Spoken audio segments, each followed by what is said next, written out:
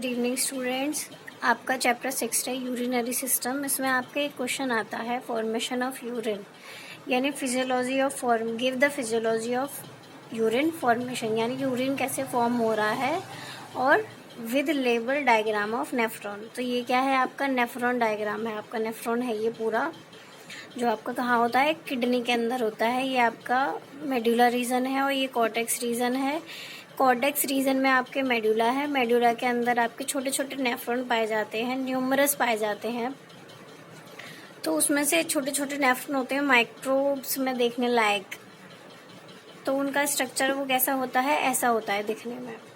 वो यहाँ पूरे रीजन में होते हैं, मेडुला रीजन में। ये जो पायरामिड टाइप है, यहाँ से फिर आपकी कलेक्टिंग डक्ट सारे नेफ्रॉन से कलेक्ट करती है, फिर पेल्विस रीजन में जाता है आपका। इसकी वर्किंग मैं बताऊंगी कैसे हो रहा है। कि यहाँ पे आपका इफरेंट आर्टीरियोल है और एफरेंट आर्टीरियोल है। तो एफरेंट कौन सी होती है, जो ले जाती हैं, एफरेंट जो वहाँ से ले जाती हैं, यानी ये लाएंगी नेफ्रॉन की तरफ और ये ले जाएंगी नेफ्रॉन से।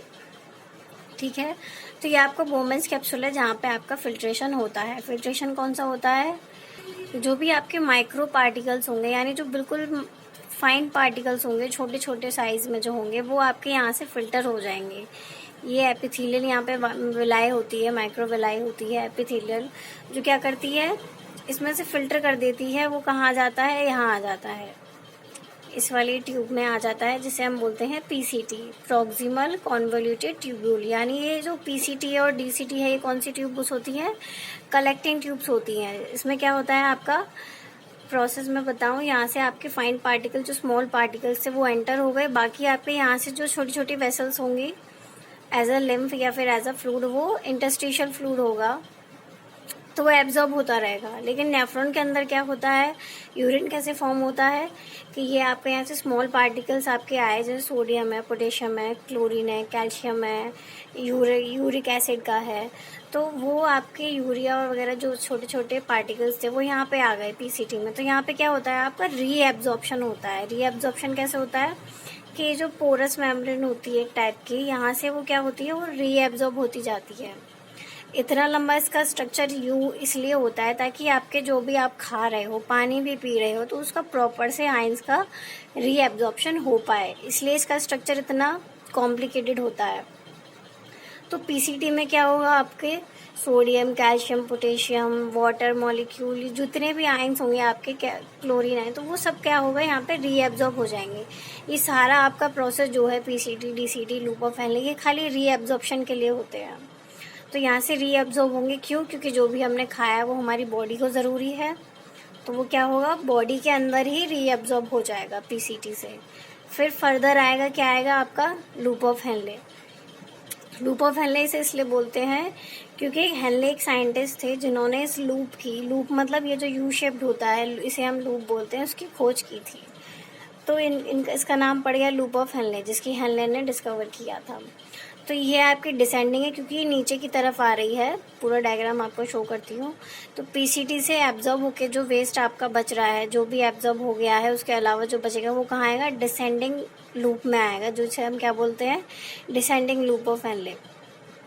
फिर वो यहाँ से फिर से रीएब्जॉर्ब होता जाएगा सारा मटेरियल, जो भी आपने इनटेक किया है आयन से आपके छोटे छोटे, तो वो रीएब्जॉर्ब हो जाएंगे। यहाँ पे वेसल्स होती हैं आपकी, इस मेडुला के अंदर वेसल्स होती हैं, पूरा आर्टरीज, वेन सब होती हैं इसके अंदर।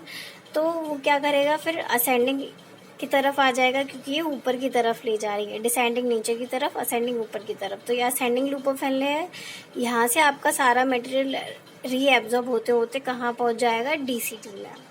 डीसीटी में क्या होता है, इसको बोलते हैं डिस्टल कॉन्वोल्यूटेड ट्यूब्यूल। डीसीटी में होता है आपका यूरिया, वाटर और जितना भी वेस्ट आपका बचा है यहाँ के बाद, लूप ऑफ हेनले और पीसीटी के बाद, उसका रीएब्जॉर्प्शन हो जाएगा। मतलब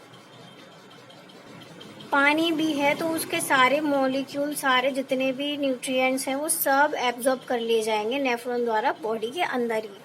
फिर जो आपका बनेगा वेस्ट, सारा कुछ रीएब्जॉर्ब होने के बाद वो कहाँ जाएगा, यहाँ से कलेक्टिंग डक्ट में। कलेक्टिंग डक्ट इसे नाम क्यों दिया है, क्योंकि कई सारे नेफ्रॉन जुड़े होते हैं इस मेडुला के अंदर।